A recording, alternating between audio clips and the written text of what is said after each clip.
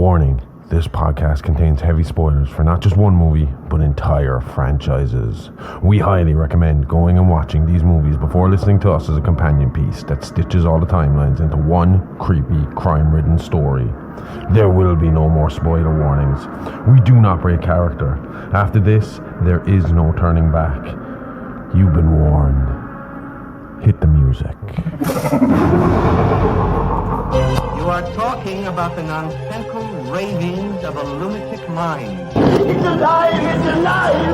It's alive! It's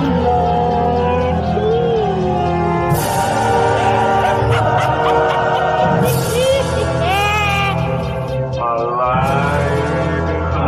It's alive!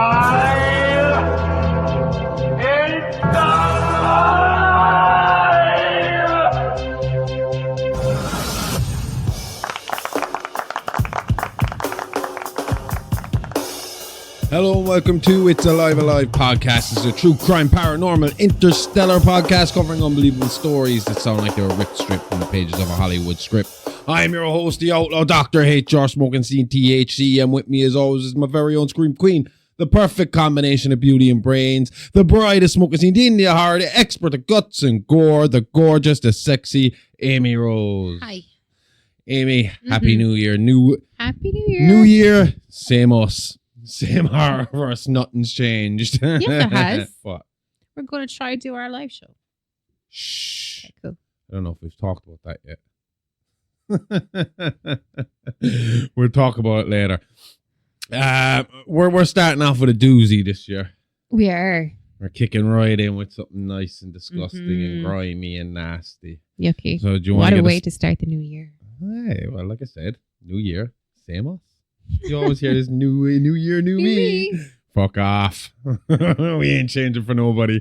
Let's crack on with this one. This is today we're doing the Water Street Butcher and the Poughkeepsie tapes. Yes. So, well, when the police entered the abandoned house on 345 Water Street, they expected squatters and maybe even a drug den. But what they didn't expect was the first tape.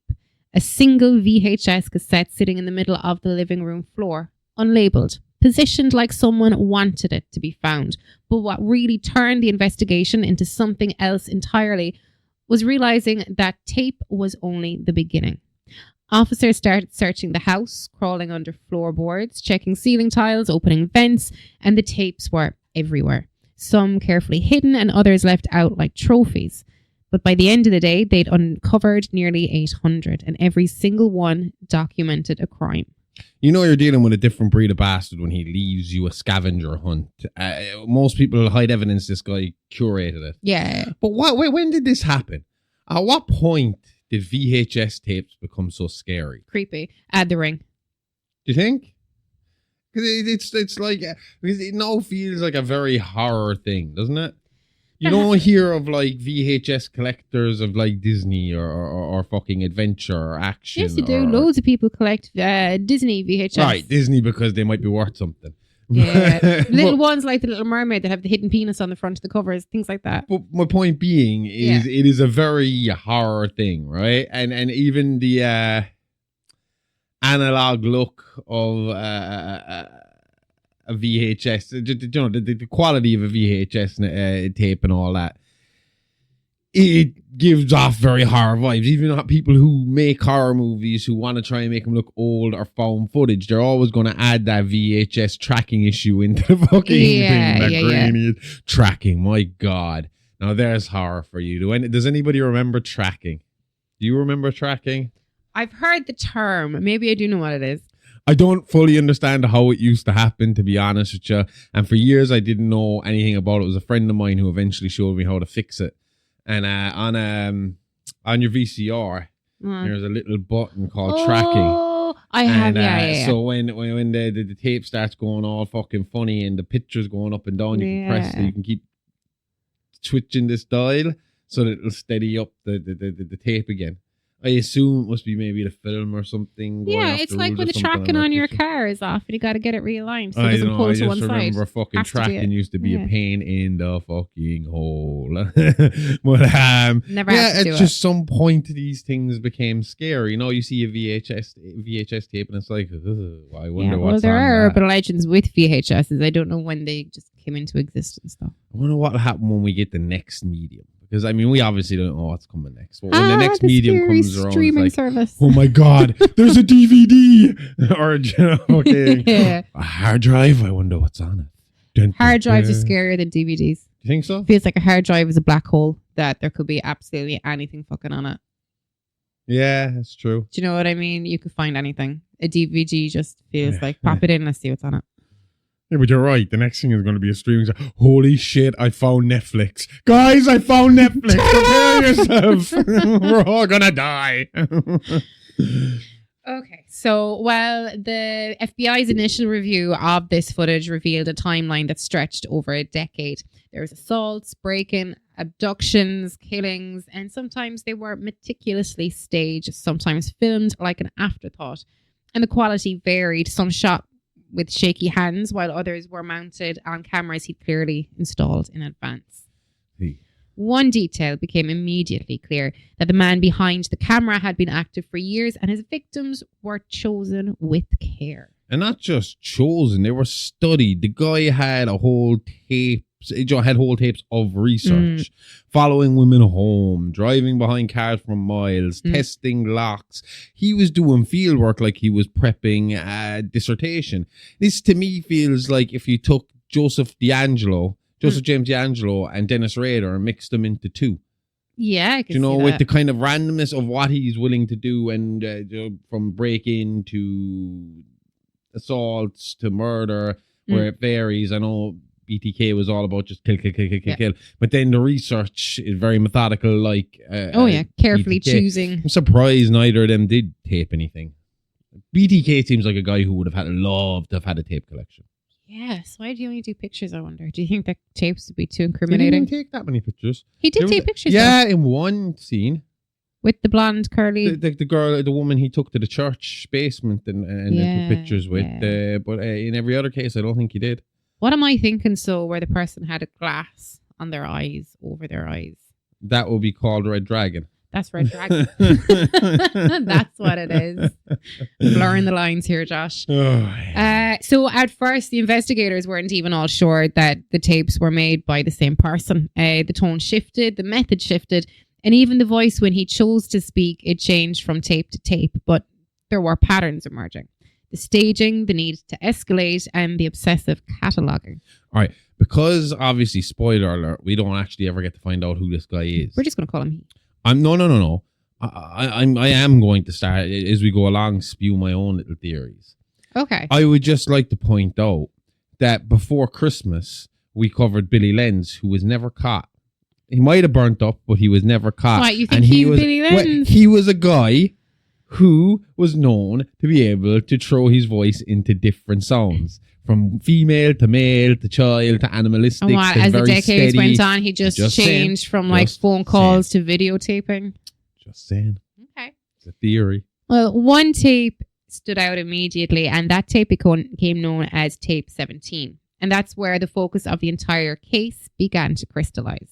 Tape 17 is one of those recordings that make seasoned investigators leave the room. Some called it the first signature tape, the moment where the guy behind the camera stops documenting and starts creating. And this guy has an English counterpart that we might cover this year. Let me just look up his name. You can keep talking. I'm going to look up this guy's Thank name. you. Tape 17 shows the abduction of a young woman named Cheryl Dempsey.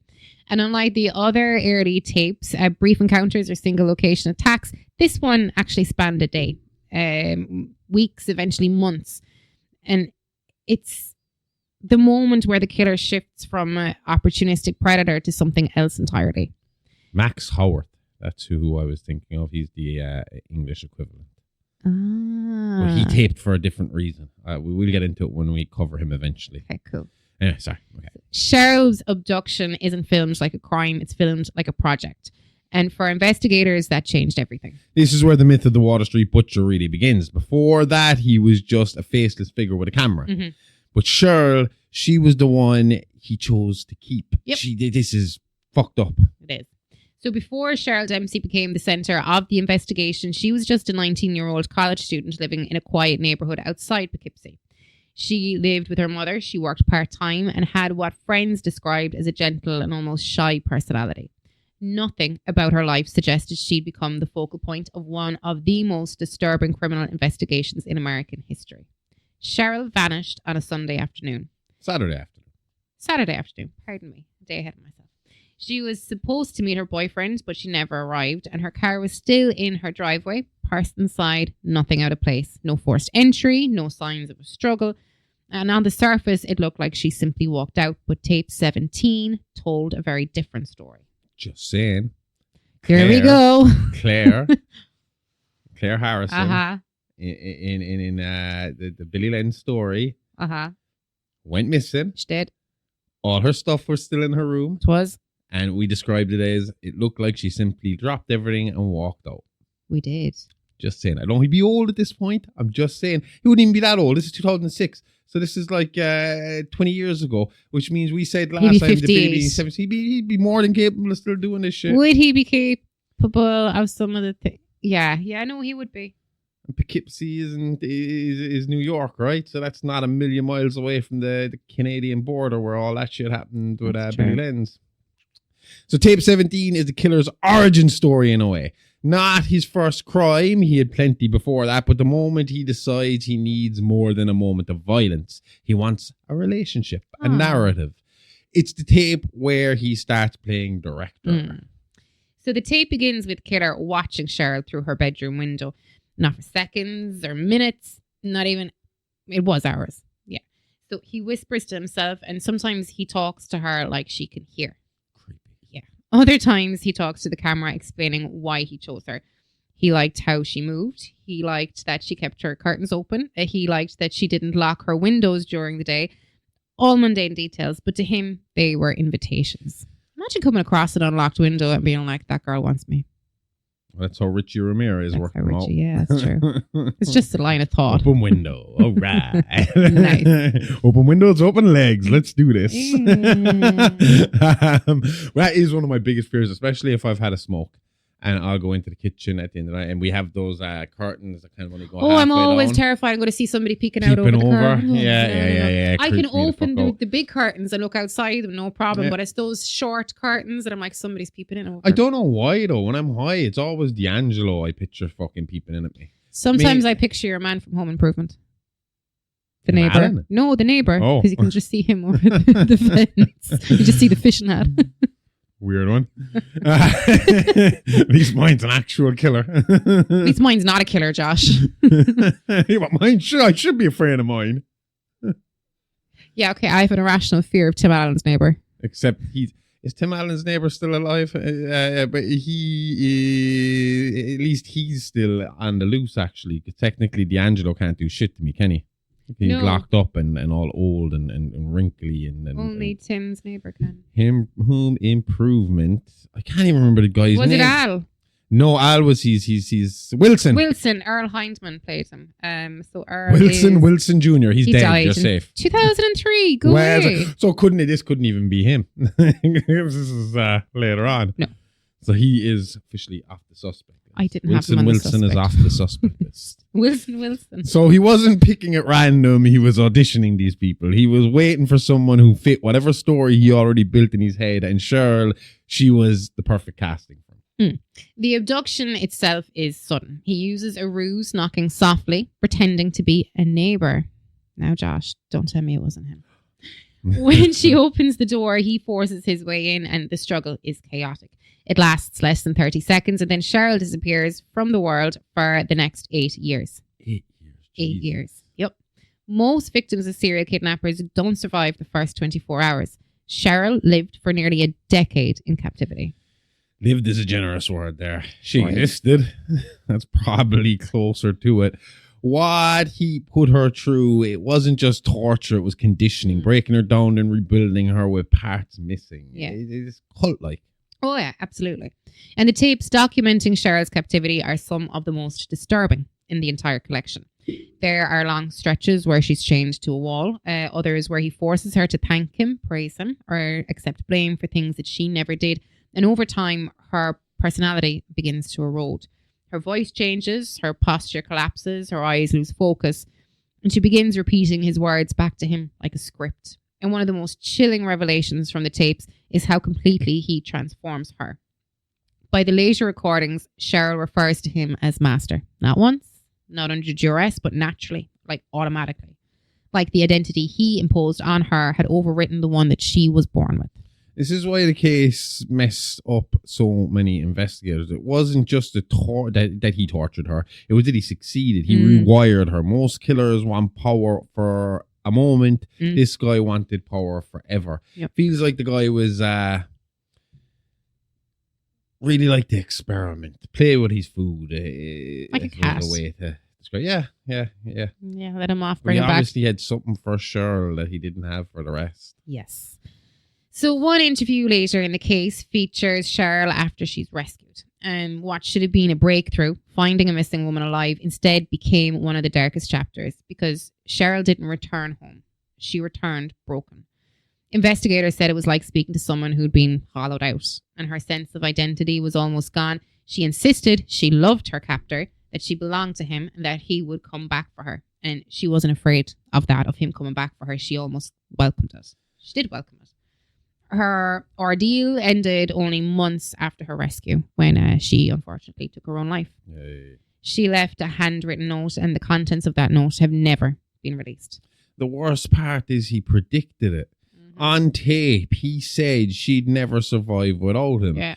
That's no one, that no one else could care for her the way he did, and he wasn't bragging. He meant it. Yeah. He believed he owned her so completely that the outside world would kill her faster than he ever could. And for once, he was right. He had the woman institutionalized. Oh, it was a severe case of Stockholm syndrome. Yeah, it's just a sad end, especially when you 8 years of being stuck in captivity with a serial killer. You finally escape and you can't handle it. No. And you end up dead anyway. So she's one of his victims, like you said, regardless institutionalized. of whether he actually physically killed her or not. I would count her as someone he killed. Yeah, absolutely. This is the slowest form of torture and murder that I have ever heard. So while the tapes focused heavily on Cheryl, investigators quickly realised that she wasn't the only thread in the killer's tapestry. The archive revealed dozens of victims, each filmed with the same obsessive precision. But one section of the case stood out as the most catastrophic failure in the investigation, because the Water Street butcher wasn't just prolific. He was organised, and he was smart enough to frame someone else. The man who would become the centre of that disaster was James Foley, a former police officer from the region. Foley was known locally. He'd had a controversial career, a messy dismissal, and a reputation for unpredictability. He also had a temper, a drinking problem, and a personal connection to several areas where the killer operated. So that was enough to catch attention. Mm-hmm. But it wasn't enough to prove anything. That didn't stop investigators from trying, though. This is what happens when you have a whole city freaking out and hire up demanding a name, you know? Yep. Doesn't matter if it's the right guy, they just need someone whose mugshot looks like, yeah, he'd do that. Mm-hmm. And Foley, he had angry divorced uncle energy. Ah. I mean, really easy to pin a nightmare on a guy like that, you know? Oh, yeah. So Foley was picked up for questioning after a woman claimed that she saw him acting suspiciously outside her home. That alone wouldn't have kept him, but the timing was explosive. It happened barely a month after the first tapes were discovered, and tensions were high. Politicians were getting involved, and the community desperately wanted closure. The investigation into Foley snowballed, and searches of his home yielded nothing. No tapes, no trophies, no evidence of stalking or abduction, but investigators kept digging. And eventually, they found something. A single hair in the back of Foley's car that appeared to match one of the early victims. Later retesting would show that the match was inconclusive at best, contaminated at worst, but by then it didn't matter. They had a direction, and they stopped looking for any other suspects. This is what you call a career-saving find. If that hair had come from a dog or a damn carpet sample, they still would have, used it, you know? They wanted Foley to be guilty so badly that they would have taped a confession out of him if they could. Oh, yeah. They would have. They were going to get this guy one way or the other, and they needed to make it look like they were doing their jobs and doing their jobs well. But I would assume when it comes to police work, a lot of the time you just have to look at whatever makes sense. I mean, obviously nowadays you have to prove beyond all doubt, like. But there has to be a sense of journey investigation of the simplest answer is most likely the answer. Not everything is going to be this weird investigation. That's the saying, isn't it? Usually the correct answer is the most simple answer. The most obvious. The most obvious. So, I don't know. So Foley was arrested and charged and tried in the court of public opinion long before an actual court. News outlets labelled him as a predator. Talk shows speculated about his double life, and neighbours came forward with stories that suddenly seemed sinister in hindsight. The prosecution built a narrative around him, a disgraced ex-cop with a history of volatility who finally snapped. They couldn't prove he made the tapes, so they argued that he destroyed them. They couldn't prove he killed specific victims, so they argued that he hid the bodies as well. It was a case that was held together with fear, and the killer exploited that. Oh, he loved it. Imagine being the real guy and watching someone else get dragged to hell for your work. It's like when a magician nails a trick so perfectly the audience blames the wrong assistant. I mean, it's fucked up because you got like similar shit happening over here at one point where with the demon or the beast of Baltinglass, Larry Murphy, and yeah, if he was in this position, he would have been fucking fried for it. But over here, they really did have to try and find the bodies that he hid very well. They did, and one of them that was kind of possibly pinned on him as being kind of pinned possibly to somebody else this year, wasn't it? I'm not saying that exonerates him. It didn't. I haven't heard anything about it since. Anyway. So in the middle of Foley's prosecution, a new tape surfaced. Not in the house on Water Street, but delivered anonymously to a police substation miles away. On it, the killer taunted investigators. He filmed a newspaper article about Foley's arrest, and he laughed and he called Foley a gift. And at the end, he turned the camera on himself, but not enough to show his face, but enough to make one thing clear. He was still free and he was still watching. This is the part where investigators realised they hadn't caught a killer, they had caught an audience member. Pretty much, yeah. But the tape wasn't released publicly. It was buried, and Foley's trial continued, and he was convicted, and he died in prison 3 years later. America is fucking terrible for that. It's like Aileen Wuornos. I mean, they knew there was evidence there against the first victim, and he just smirked and was like, well, whatever. This is why death penalties don't work. No, they don't. You know, they don't. I think there should be death penalty, but I think it has to be for the most heinous caught in the act crime. Yeah, but nobody's going to admit to that. That's the problem. No one's going to admit it if they know the death penalty is coming. No, but I mean, like, if beyond all doubt, and I mean, like, for cases like child murdering, things like that. It's a weird one. I don't know. It's very kind of for and against, to be honest. So the killer's anonymous tape was discovered only after his death when an internal review uncovered it in a misfiled evidence box. But by then, the damage was done. The wrong man had paid the price. The real killer had celebrated in the trial. The trail even had gone cold. But, and the trial, I suppose, as well, if they have the wrong person. But, yeah, I mean, could this have been a person as well? We say this guy was an ex-cop who rubbed people up the wrong way. Could it have been a case of someone intentionally fucking mislabeled the evidence to let him fry for it? Someone who didn't like him to begin with? Could be more than one monster in this story, Amy. Absolutely. So with Cheryl Dempsey's captivity and the Foley frame-up dominating attention, investigators turned to the tapes themselves. That's where the full scope of the Water Street Butcher's meticulous planning became horrifyingly clear. He didn't just stalk and kill, he created a system. Every victim, every abduction, every recording was catalogued. Some tapes were labelled by date and others by location, some even by the type of attack or the psychological state of the victim and the masks. The killer used them strategically, and they weren't just costume choices for shock value alone, they were tools of control. Okay, so I hear you about the meticulous labeling and putting everything in order and all that stuff. And I would just like to state that in 2006, I was only 18 and I was still living in my parents' house, and I've never lived in America. I've never been in America, not once. Okay. I wonder. I was trying to figure out where you're going with that. I believe that you weren't this person. 'Tis okay. Or are you holding me in captivity for the last 11 years, 12 years, 13 years? 13. Shit, I can't even keep track of time, Josh. That's how bad you are. And masks are the ultimate intimidation weapon here, right? Mm-hmm. I mean, in general, there's a reason we use them on Halloween. There's a reason why every horror movie, slasher movie has a masked killer in it, because it's the not knowing that's scary, or not being able to see those features. But in his case, they're also part of the performance. He's testing his victim, testing the police, and reinforcing his own identity as someone untouchable. The earliest masks were simple. Flesh-coloured latex hoods with cutouts for eyes. That's worse than a detailed mask.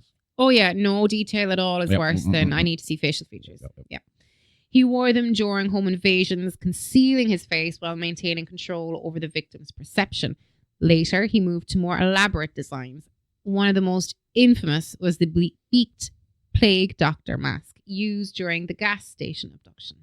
It wasn't just to hide his identity. It made him larger, more threatening, inhuman. Yeah, and see, this is what I don't understand. What fucking doctor thought this was a good idea back in plague time? It's the plague sucks. There's a reason I know behind what them. the reasons for, but you could still have done it in a nicer design. The top hat was unnecessary. The rest of the fucking clothes were unnecessary. I don't think the top hat is historically accurate all the time. They look ridiculous. It's like fucking this plague that at that time they believe God has sent to fucking get them all. And then the person that's supposed to help them comes in looking like a fucking demon from hell. You see, I think An that I oversized understand why they had the long beak, but I think it was only made into a beak to make it a bit more pleasant to the eye. Otherwise, it'd just be this big long thing. I think they're kind of cool, Josh. Not everybody finds them creepy. If you were on your deathbed, if you're in fucking bed, I mean, the modern equivalent is being a child and seeing John Cena or Spider-Man walk into your hospital room. You see this guy coming, you might as well be seeing death walk through your fucking door. Oh, yeah. You know, I mean, it's like, fuck me. There's a giant, scary crow coming for me.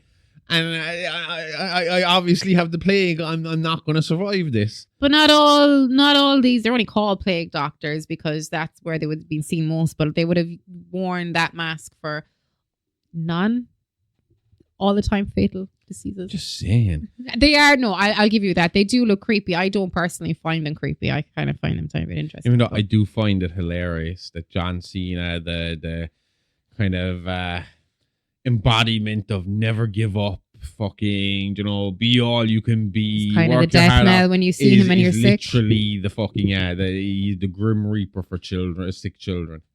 You know, that guy's done the most Make-A-Wishes, and if he's making your wish, you don't have much time left, man. Why are all the Make-A-Wishes for? No, I don't think they all. I don't think it's a terminal thing. It's just sometimes it could just be you're really bad. You're not. Yeah. I'm not 100% sure. They're not all terminal, no. But okay. It's not good if you're getting one. I don't think I could handle that. I think I could do one or two, but if you're doing it, I think my heart will break for them. Do you know, it'd be a very hard thing to do, I think. Well, for him, I suppose it might be easier because he doesn't have kids. So there's a detachment. Not a detachment. I don't mean it like that. I know he's great with kids. I've seen him with kids. He's a fucking sweetheart. I know that affected Bryan Danielson a lot more. Oh, but he comes across a lot more kind of sensitive. Because they still run that thing. Stephanie McMahon still runs Connor's Cure, which is a cancer. I remember Connor. Yeah, a cancer fucking research thing for children. Yeah. And they had that kid Connor who was mad about fucking Bryan Danielson, and he got really close with Bryan Danielson, and Bryan Danielson, he cried, didn't he? On, was it Raw or was it at the Hall of Fame? I've seen Bryan Danielson cry. Oh no, but I mean just over he got, like you said, he was very close with the kid, you know. Yeah. So I imagine that is tougher. Especially then when you're someone who wants kids. I don't think he had children himself. No, I don't think so. He was obviously, he was he's that kind of family man. Family kind guy, of thing. it's like John Cena is your prototype fucking professional or sports entertainer, and then Bryan Danielson is your perfect fucking professional wrestler. And that even then in their personalities, you could see that where John Cena's heading for Hollywood, and all fucking Danielson wants to do is go home and raise a family. Exactly. You know? Yeah. I could picture him on a farm, yeah. His compost toilet seat. Yeah, I was thinking self-sufficient.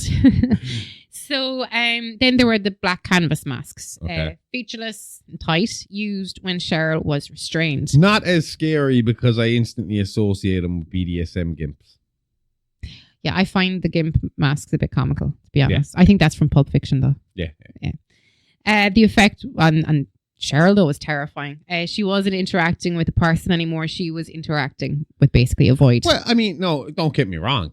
If I wake up in a fucking BDSM dungeon that I did not fucking say I wanted to go to or be involved in, and there was no safe word, and suddenly someone came in dressed like a gimp with weaponry and stuff like that, then I'd be freaked out. Yeah, of course I would. I think, though, I know, yeah, no, dead right. But I think that if you walked into the sitting room one night all dressed up like a gimp, I couldn't help. I collapse on the floor laughing. And then I'd be like, okay, what do you want to do? But that's not how this guy was using about it. Every mask for this guy is psychological warfare. Some are about hiding, some are about projecting fear, and the best part, he knows exactly what each victim reacts to. The guy's a method actor with a penchant for torture. He knows from studying them beforehand what it is that's going to get under their skin the most. He does. Sorry, I'm still thinking of you in the gimp. You know you think it's No. Okay, cool. You know I love you. Oh, does that mean you just shut the book? So, toward the end, the killer didn't need a mask for Cheryl. By then, Poughkeepsie could be your safe word. You're giving this way too much thought, Josh. Okay, we can discuss it later if you'd like. By then, he had conditioned Cheryl so thoroughly that his presence alone, his face, his voice was enough to enforce compliance. She called him master without prompting, and she obeyed without thought. Beyond masks, the tapes show the killer's evolving strategies. So the pre-abduction surveillance was following, photographing, and recording his target for weeks. The controlled environment with basements, crawl spaces, and hidden rooms designed for maximum psychological stress. Conditioning and breakdown, which was isolation, sleep deprivation, forced speech, and constant reinforcement. Documentation and analysis in reviewing each tape, noting reactions, and cataloguing behaviors. The guy mustn't have had a day job. But that's what I'm saying. This was everything to him. It must have been like... all day, every day. Yeah, they must have... We should have been looking for someone with money. Yeah. You know, to be able to fucking pull all this off. And you know, you mentioned early on, like, you know, about her being called a master without prompting. It feels like if I didn't know how her story ends, it would just be like, well, yeah, that's a survival thing, isn't it? You know what he wants to hear, so you're going to do everything. And as time goes on and time keeps ticking on, and you see him bringing other victims and killing them off, but you're still staying there. It's like, well, I just got to keep doing what I'm doing, and he's going to leave me survive. Yeah. And your survival instinct is going to kick in. But clearly that was not the case with her, because when she got out, she wanted back in. But yeah, it's like like you said, this guy, he treated this thing must have taken up every second of his life. It was a twisted science project where humans are the variables. Every tape is a case study. Every victim is a footnote. And for him, that's the fun part. Yes. Yep. Investigators describe it as looking at someone cataloguing prey like a wildlife biologist, but with the malicious intent to destroy instead of preserve. Even the post-Foley era shows his methods evolving. He became bolder, more theatrical, and more meticulous in leaving evidence designed to taunt law enforcement. And again, if we didn't know how the situation had ended, this is like fucking Mark Lewis 2.0. This is like fucking, do you remember the videotape killer we did last year? Yeah. And it's like this is like a guy who's testing out fucking people's fears again, and testing their limits of fear, and testing the limit of stress and fear, and videotaping it all. And how much can I get this person to do? It's literally Mark Lewis 2.0. Yeah. If we didn't know that he was dead and his father was dead, I'd be like, holy fucking shit. So it's a different generation gone up in a few years, so And I things get more suggest extreme. maybe it was his own offspring, but that dude was definitely a virgin. Do you think? Mark Lewis, Yeah. that guy was a virgin. Not by choice, though, I'd say. Incel? Kind of. Yeah, but I know. I mean, incel means involuntary yeah, celibate. I don't think that. Yeah, no, yeah. Yeah, but I don't think he acted like an incel. Well, he murdered women. He did murder to women. see fear and Yeah. yeah, But he also knew that it was a problem. okay. Do you know, it wasn't that, A self-hating incel. it wasn't that he thought he needed to take back power from women or anything like that. The man had an obsession with fear. Okay. So where are we here? I'm lost. Right there. Okay. So, so every mask, every tactic, every tape, part of the system built to evade capture and maximize control over the people he targeted. He knew what he knows what he's doing. This guy is well practiced. Yeah. Which would have me think that they should... I mean, if I was the investigator, my thought process would be we need to start investigating disappearances from fucking maybe 10, 15 years ago that were messier, that came back.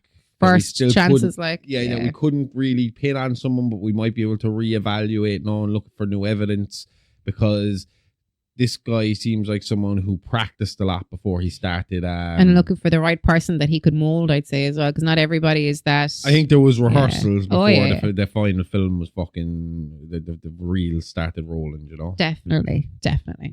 So after James Foley's wrongful conviction, the Water Street Butcher didn't slow down. In fact, the tapes show a clear escalation. As we said, he became bolder, theatrical, and more meticulous in how he approached his crimes. And one of the most chilling examples comes from what investigators called the gas station abduction. The killer approached a woman fueling her car wearing a long beaked plague mask. He abducted her swiftly, leaving no trace of struggle visible in public. This was no longer someone hiding in the shadows.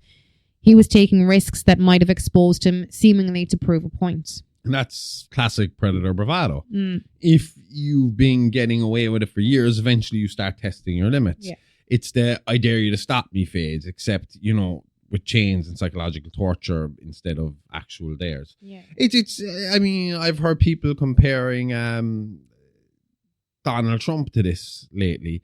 It's this kind of idea of he keeps being left get away with so fucking much that now he's gotten to the point. Now that he's gotten to the point of I'm untouchable. I can put terrible plaques on these pictures. Yeah. That's the most childish thing I've ever fucking heard in my life. Imagine that going into a presidential building, looking at the presidential fucking wall of former presidents, plaques underneath all their names. And the one before you has Sleepy Joe, the right wing or the left wing nut who fucking destroyed the country, blah, blah, blah, blah, blah, blah, blah, blah. And down there is Bush, and it's like, oh, Bush was great. Yeah. And you don't even have a picture. Your picture is a fucking pen. It's mind blowing. I don't hate a lot. Oh, no, I hate him. I hate him. Even... that caravan thing is winding me up as well that I saw last night. I don't know how old that video is, but he's standing there in the Oval Office and he's like, and the caravans. I think I might have invented that word. I might have. I might not. I was like, excuse me? You know what would be fun? What? It wouldn't. It'd be a bit anticlimactic. What, to interview him? No.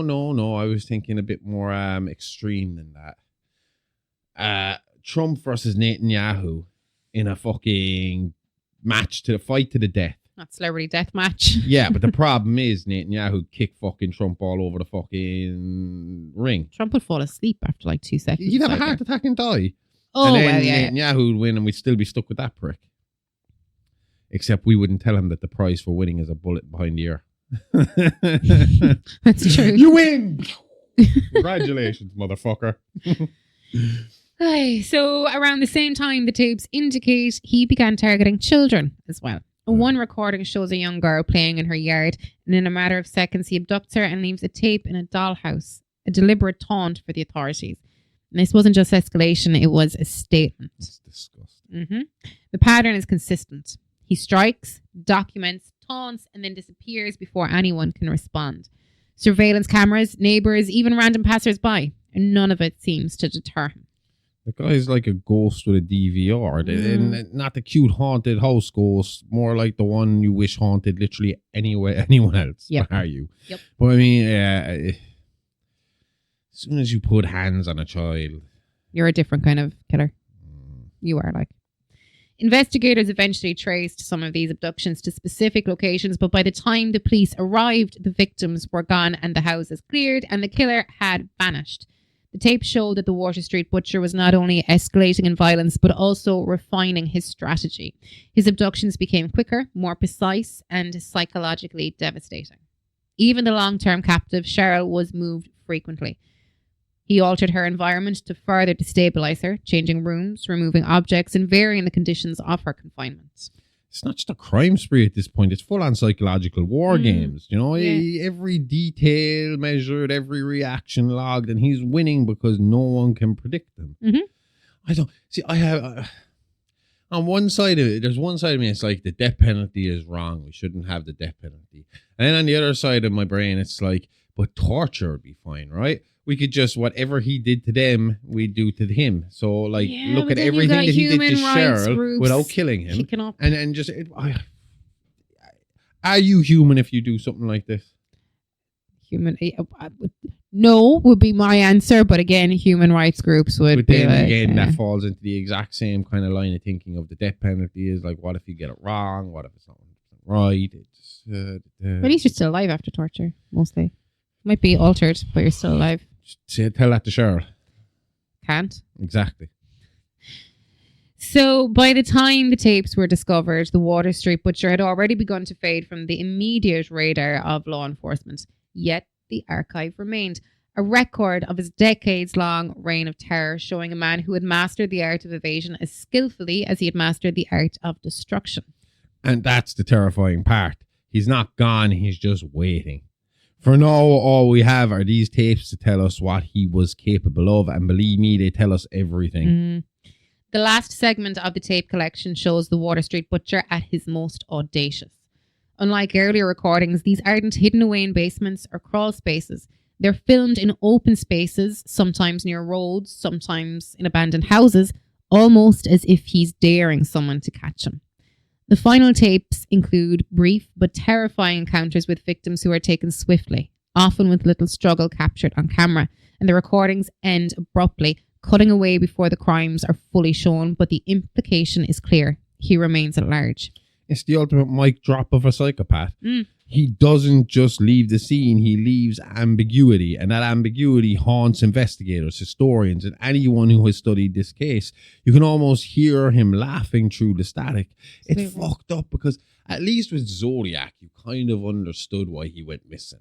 Because I don't give a shit what anyone says. Arthur Allen Lee, whichever way it goes, I don't give a shit. I believe he was the Zodiac. I don't fucking buy anyone else's bullshit. I think it was him because as soon as they started questioning him, suddenly it all stopped. As soon as he died, no one ever heard from the Zodiac again. What a coward. So, I mean, so for me, and at least in there, you could kind of fucking put that to rest and be like, okay, well, that's why the Zodiac went missing. He's not just like randomly fucking committing crimes somewhere else. But this guy, it's just, doesn't, you know? No. There's no indication at all.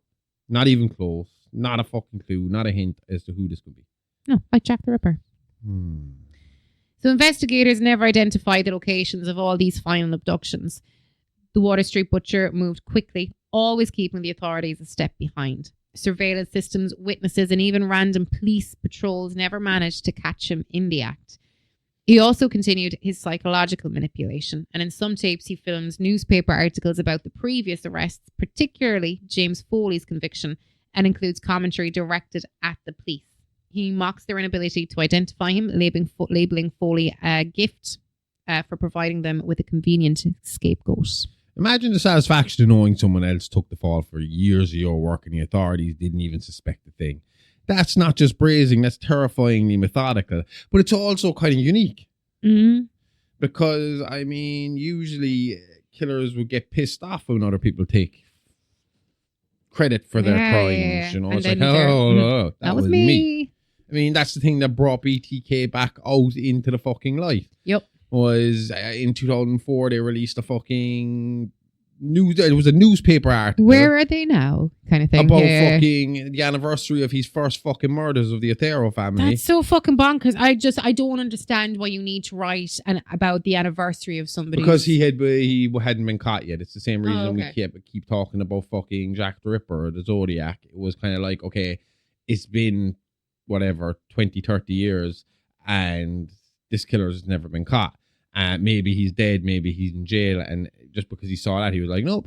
I'm here. Here's my floppy disk, guys. I'm gonna go do it again. It's like fucking hell. So Cheryl, the longest held captive, was eventually rescued, but the killer's influence lingered. The post-rescue interviews and recordings show she was psychologically devastated. She referred to him still as master even after regaining her freedom. And by all accounts, she never fully recovered and eventually died by suicide years later. The final tapes then serve as both a record of his crimes and a testament to his continued freedom. They show a man who had meticulously avoided capture while leaving behind a trail of destruction that saw law enforcement struggle to piece together. He's gone, at least in the sense that we don't know where he is. No. But in the recordings, he's everywhere. Yeah. Watching, mocking, controlling. The last thing he leaves you with is the realization that he's smarter, faster, and more terrifying than anyone chasing him. Mm-hmm. He is literally the apex predator of fucking serial killers. Absolutely. The Water Street Butcher's archive remains one of the most disturbing criminal investigations in modern history. Every tape, every mask, every calculated move gives us a window into the mind of a man who was both predator and meticulous archivist. Even now, decades later, the question remains, is he still out there? Or has he vanished completely, leaving only the tapes to tell the story of his crimes? Either way, the Water Street Butcher's legacy isn't in his name. It's in fear, control, and the reminders in these recordings that someone like him can exist right next door without anyone ever knowing. Mm-hmm. Looking at the entirety of the tapes and the documented crimes, investigators began to build a profile of the Water Street Butcher. He was methodical, patient, and disturbingly intelligent. Each abduction and murder was not just opportunistic, it was deliberate. Every victim was studied beforehand and every recording meticulously catalogued. Psychologists analysing the tapes concluded that the killer exhibited traits of both organised and sadistic personality types. He had an intense need for control, not only over his victims, but also over the narrative of his crimes. And he wasn't satisfied with violence alone. He needed to document, review, and manipulate every aspect of the events he created. Again, Mark Lewis, all the fucking way. Now, it might sound like we're kind of going to be repeating ourselves from here on out, but I mean, there is a limited amount of information about this man, you know, because he hasn't been caught. The So we're just going to investigation's repeat the open. entire story. No, what we have here is, what I put together here is there's going to be a bit repeated because we need to repeat them, but it's more about like you just said there about building the profile and stuff like that, and what police might have done or were doing or are doing to try and fucking thing. Because look, no case is ever really lost. I mean, There's Joseph James D'Angelo hadn't committed a crime that we knew of in at least 20 years before and he was all it caught. took was a slice of pizza, wasn't that? No, that you're thinking of Rex Horman. It was a can. That's what it was. A can. Okay. The drinking can, like. Okay. So that's the thing that makes him really chilling, though. Most serial offenders are sloppy, like him, like them. Yeah. This guy, most guys, they get caught by chance. And this guy, he turned murder into an art project, complete with grading sheets and display case. And unlike an artist, the medium here was people. Yeah. So, you know, he's the Banksy of serial killers. You don't know who he is. They just show up and it's like, oh, there's another one. He also had a signature approach with his victims. Early assaults were opportunistic, women alone in their homes, small-scale break-ins, but over time he escalated. He began to abduct victims in public, sometimes in daylight, and eventually he held them long-term, as in the case of Cheryl Dempsey. His control over her was absolute, demonstrating an understanding of psychology that allowed him to break down and rebuild a human being to fit his desires. It's so fucking weird. Anytime I hear of these cases of like, and it's usually families where like the father is locked the family, like Fritz, what's his that locks Joseph the family. Fritzl. Yeah, that locks the family for decades at a time in like these fucking underground bunkers and shit. Like, how does nobody not know this? How does this shit go? The mother did know, didn't she? No, the wife. She claimed not to. How do you not know your daughter's been locked? Because into he kept your fucking basement? sending her letters from a cult that she had apparently joined and claiming that she had been with. And then when there was a couple of situations like where he'd have inbred babies with his daughter, and the child might have to be taken out of the bunker to go to a hospital because they're sick. And he dropped the child at the door with a letter saying, "Oh, I had a baby. Can't take care of it. Leaving it with you. Gone back to the cult. See ya." You know. So he raised his children. Yeah, some of them that came out of the bunker into the house and lived there. That poor girl. Yeah, and then there was other ones, like one of his sons. I think that like the bunker was only like 5 foot fucking tall, and his son was 6 foot, so his son had to walk around constantly hunched and shit like that. Fucking Weird. hell. Yeah. Anyway, He looks like an evil man. yes. He does, though. So this guy, he didn't just stop at his victims. He manipulated law enforcement too. The James Foley frame-up is proof of how confident he was in his control of the narrative. He knew exactly how to exploit investigative weaknesses and public assumptions. It's not just evil, it's strategic evil. Mm-hmm. This guy, like we said, he didn't get pissed off when somebody else was taking credit for his stuff. No. He waited for a while, and then he was like, "You fucked up. I just wasted your time." But police then wasted their own time by ignoring it and letting it fucking go on. Exactly. One of the most disturbing aspects of his psychology is the apparent lack of empathy. And even when filming his victims... Apparent lack of empathy. Maybe he was hurting on the inside. No, I'm joking. So even when the filming of his victims was taking place, he appears detached and almost clinical. Yet he is deliberate in creating fear, pain, and psychological dependence. The tapes themselves serve both as documentation and extension of his control. It's like watching a sociopath and a performance artist rolled into one. He understands fear. He understands obsession. He uses them as tools. And you can almost see him checking off the boxes in his head. Did she comply? Did she react like I wanted? Was the footage clear enough? You know? Yep. Fucking hell. The Water Street Butcher's intelligence and obsession with control made him particularly difficult to apprehend.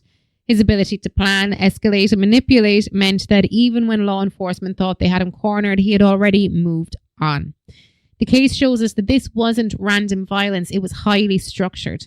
And each crime was part of a larger system. And the tapes left behind are not just evidence, they're a window into the mind of a predator who operated with chilling precision. And that's the part that keeps people awake at night. This isn't just about what he did, it's about how he thought. And the more we look at the tapes, the more we realize that this level of control, patience, and cruelty is terrifyingly human. Yeah. You know, and I have to wonder as well, did he, was it a case of the format change of video that stopped this guy in his tracks? Was it the case of, it's now too hard for me to get videotape replacements without being caught? Because you can't buy blank tapes anymore. You'd have to order them special, which means you have to order them special, which means you are now on a short list of suspects. If video cameras are being fucking repaired or old classic ones being bought, there's a record there. And if you use any of the newfangled equipment, you are leaving a fucking electronic stamp everywhere you fucking go. Really? If you get like, can you get like a camcorder that runs on DVDs? But I'm not 100% sure about that. But the point is, you still, that all that stuff is still not something you can just walk into a shop and buy these days. No, that's true. That's true. There will be a paper trail no matter what you did now. Is that what stopped this guy? Was it a case of, I'm just going to does he still do it without the videotape and I just have to study it this way, you know, and take notes? Maybe. Because, or is it a case of he does videotape them on his phone or whatever, but make sure he doesn't share them anymore because it would share too much of his own personal details, because you can't get a location stamp on a fucking VHS. No. You can't figure out where it was taken, when it was taken, what happened with it from a VHS. You can from everything else. Any other form of videotape material, you can. And I'm not saying you can't get blank VHS tapes now, or a VCR or an old camcorder now. I'm just saying that it will put you on a much shorter list than what it would have back when he was committing his crimes. Back when he was committing his crimes, he could have went into any old fucking, fucking pawn shop, discount shop, or electronic shop and pick up a fucking 5-pack, 10-pack of blank videotapes and walk out the fucking door, and it would have just been another sale that day. Now, if someone comes in, they'd have to ask for it. It would have to be ordered from, or they'd have to order it online themselves and have it delivered to a home, which would have to be registered to them as well. Yeah. So was the tapes such a big part of it for him that once tape went out of the fucking the conversation of how we view media, that he was just like, well, I gotta stop, or I at least keep it private now. Do you know? Maybe. So the Water Street Butcher's crimes spanned more than a decade, and its victims ranged in age, occupation, and circumstance. And while some were brief encounters, others, as we said, like Cheryl, were prolonged and meticulously documented. Reviewing the tapes gives us insight into the scope of his activity and into the progression of his methods. Yeah, and it's the sort of stuff that makes you lock your doors twice, check every shadow, and reconsider driving alone at night. Yeah. And starting with his earliest known victims, he began with stalking and home invasions. So we're going to have a quick look through some of these known victims, or some of the victims on the tapes, because not everybody's been identified. Most of these bodies haven't even been found. Nope. If it wasn't, I think for sure herself being found and being able to corroborate everything that was seen and saw, you could nearly say that maybe some of this was fucking fake. Yeah. Maybe this was all performance art. Maybe it was just a fucking a hoax. But obviously, forensic specialists will be able to watch these tapes now and know what they're seeing. Yeah. So victim 1 was the sleeping woman, and the first tape shows a woman sleeping in her bed. There's no visible signs of violence, but the tape demonstrates his voyeuristic tendencies. Victim 2 was housewife strangulation. A woman doing chores is later strangled in her own home, and the killer's confidence is beginning to escalate at this point. Victim 3, the bathroom woman. Another victim is ambushed in a domestic setting, and these early attacks show an evolution in his techniques and risk tolerance. Then the first major escalation outside the home occurred with the car couple attack. Victim 4 was the car boyfriend, stabbed through the window of a parked car.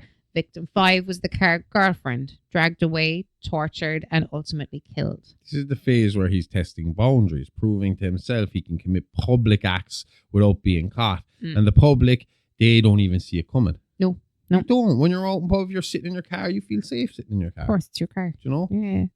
And following that, the killer expanded his methods and theatrics. So victim 6 was the girl in the garden with the dollhouse tape that we mentioned. So that was a young girl abducted from her yard with the tape left in a dollhouse for police discovery. Victim 7 then was the gas station woman, the woman abducted in broad daylight while he wore the iconic plague-style mask. And then came Cheryl Dempsey, whose abduction became the most extensively documented and psychologically manipulative segment of the archive. Beyond Cheryl, the tapes indicate additional victims targeted for the Foley frame-up. Victim 8 was the basement hand victim, a severed hand planted as evidence against Foley. Victim 9 was Foley's apartment victim, another staged crime to further implicate Foley. The late era tapes document his continued activity. So victim 10 was the woman in the woods, or the duct tape victim, presumed murdered in an outdoor location. Victim 11, the final footage victim, the last tape of the killer approaching a woman's doorstep. Fate implied, but wasn't shown. Yeah, and then there's the terrifying part. We know there are more victims. The tapes are only the ones investigators could find. Every missing person report from that era in the region could theoretically connect back to him. Yes. I mean, if you want to see the footage, there is a very, very cheesy documentary called the Poughkeepsie tapes. The footage is terrifying, but my God, whoever made that documentary was terrible. It feels like a mockumentary you're watching. It feels like, so? Oh my God, the segments with the professionals are some of the most cheesiest tape fucking. That stuff had to have been scripted. That guy, whoever made that part of the tape, but it's worth watching for the actual evolution of the killer and seeing the bits of the footage. They don't show anything too fucking grimy, but obviously they can't. A lot of people say that they do, but it's not. They don't show that much. No, not at all. No, I think again, it's like what we say about certain horror movies where you watch them and you think you see a lot of gore and stuff like that, but there's just a lot of implied violence that you then kind of imagine in your head, and you kind of think You saw don't it. see any skin being penetrated I or think torn or anything Just like that. seeing these women in fucking genuine fear, And distress. that you start to imagine what could be going on there, you know? And then you feel more, you think you've seen violence that you Yeah. haven't actually seen. Yeah. I mean, there's like, when I was watching the Rex Horman documentary, Mm. and they were talking about the fact that like there was a spot in the basement where they could see that there was a bolt where he had been able to handcuff women to. And I started to imagine the idea of these women being cuffed to the ceiling, begging him to fuck it for freedom, and he is just walking around silently getting his bits and pieces ready and doing his thing and ignoring them and stuff like that. And that put the chills right fucking down me. Oh, yeah. I don't like that. You know, the thought of this lumbering fucking ogre of a man. That's the only way you showing can describe him absolutely as a no fucking ogre. empathy, you know? No. I mean, you wouldn't have stood a chance against him unless you were the same size as him. The man is fucking... He'd have No. overpowered you in 2 seconds. No. Like. That's why you always go for the eyes and the balls. Anything circular on a man, go for it. Yeah. They're the weak spots. What's the thing in Miss sing? Solar plex, instep, nose and groin. I just stick with eyeballs and balls. Yeah. And bite and nails if you're a Yep. girl. Or if you're a man. Three stooges, Nothing wrong with biting and fucking scratching if you're a Oh. man to get yourself out of a situation like that. For that situation, yeah. Absolutely. So the chronological progression of the tapes illustrates a killer who evolved in both technique and psychological manipulation. Early voyeuristic behavior developed into home invasions, and these evolved into public abductions and long-term captivity. His confidence and control grew with each crime, culminating in the prolonged torment of Cheryl Dempsey and the brazen taunts sent to law enforcement. It's a dark ladder. Sure is. Each rung shows escalation, sophistication, and cruelty. And the final rung, still out there, uncatchable, leaving tapes to prove he existed and dominated in ways most people can barely imagine. In sum, the Water Street Butcher's timeline is horrifying in its precision. Each tape, each victim, each abduction forms a pattern that exposes not just his capacity for violence, but his meticulous mind, his obsession with control, and terrifying scope of his criminal enterprise. The Water Street Butcher remains one of the most chilling figures in criminal history, at least within the archives we have. His meticulous documentation, psychological manipulation, and ability to evade capture for over a decade set him apart from nearly every known serial offender. And even now, decades later, the tapes remain a haunting record of his crimes, a dark testament to the level of planning and obsession that he brought to every abduction and murder. They're studied carefully by investigators and psychologists, but the full horror is impossible to convey without seeing them firsthand. And that's the thing, isn't it? Most serial killer stories end with a guy getting caught. Not this one. This guy's final act was disappearing, letting the chaos continue in the wake of his absence, making other people pay for his mistakes, mocking law enforcement while he remained free. That's what makes him legendary and terrifying. Yes. Not legendary in a good way. No.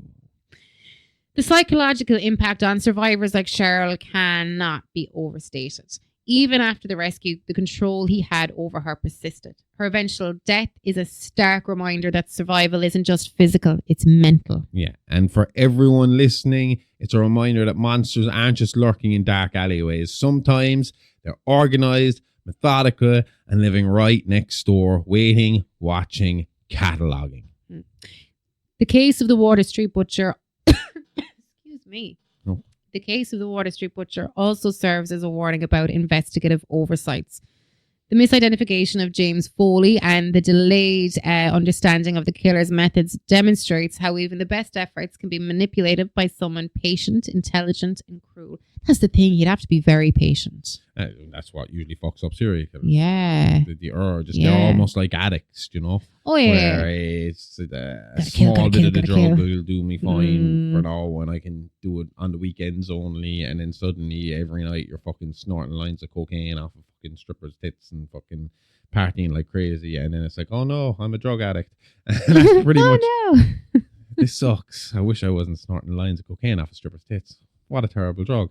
I'm sure if you were like 5 years deep into it and it's what you're doing every night, you'd be like, oh, I shouldn't have started this. Yeah, that's when you're now broke from taking so much drugs, and you're taking lines of speed off of the daytime strippers, the boobies that are down by their knees. I can see death clock strippers, death clock like style ones. Oh my god! Right away, it's the same with serial killers. First one, it could be like one a year, and then next thing it's 2 a year, then it's like one a month, yeah. And then it's like one a week, and then it's like this guy's killed like 3 people this week, and we caught him. You know, pretty much. And that's why we keep coming back to cases like this, not just to recount the horror, but to try and understand it, to see the patterns, and maybe prevent something similar in the future, or at least learn how to recognize the signs early. Because as we have already fucking pointed out, this very, very similar thing happened in 1960. Sure did. 40 years before any of this shit happened. Yeah, he didn't want people to call him master and stuff, though.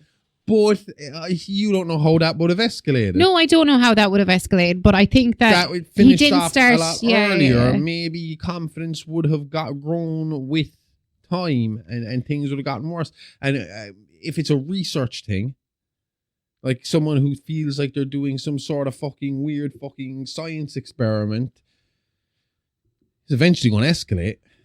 It's eventually going to be, well, I found out all I can about doing it this way. What happens if I do it this way? What happens if I do it that way? What happens if I keep my life pity for a at the while? end of his research was looking at his own fear. Well, when I say pity, I know he killed people, but I mean, thank fuck. It was, but like, it was like he had it all planned. You know, he knew that this was going to be his last act, kind of thing. Yeah, because when he found a girl he liked, he felt bad about it. Whereas when this guy found a girl he liked, he was like, well, I can keep and train this one. Yeah, she's my pet now. Now, the Water Street Butcher may never be caught. He may be already gone, or he may still be out there. But what he left behind, the tapes, the patterns, the victims, remain a chilling legacy. So lock your doors, check the locks twice, and remember, even when it seems quiet, someone like him could be cataloguing the world right next door. Stay safe, stay aware, and stay curious. Yes. Now, this is usually the part of the show where we promote all our shit. But since we are going to be talking about all our shit on the Horrorverse Headlines this Friday, I will tell you to tune into the Horrorverse Headlines this Friday when we discuss how we are going to handle Patreon going on forward for the next year. But you can still go there and check out It's a Live Action, Celebrity Rap Sheet, Playing with Bones, Mini Monsters, Amy Rose's photos, and that's it. And video versions of this and the Horrorverse Headlines. And we will... Or pop out to Twitch. Oh, and check out Twitch to see Amy Rose every Monday, 10 till 12 Irish time, which is 4 to 6 Eastern in the US. So, That's Amy Rose 9. So check it out, the Horrorverse Headlines this Friday, right here. Same Alive time, same Horrorverse channel. See you all next week. Love ya. Bye-bye.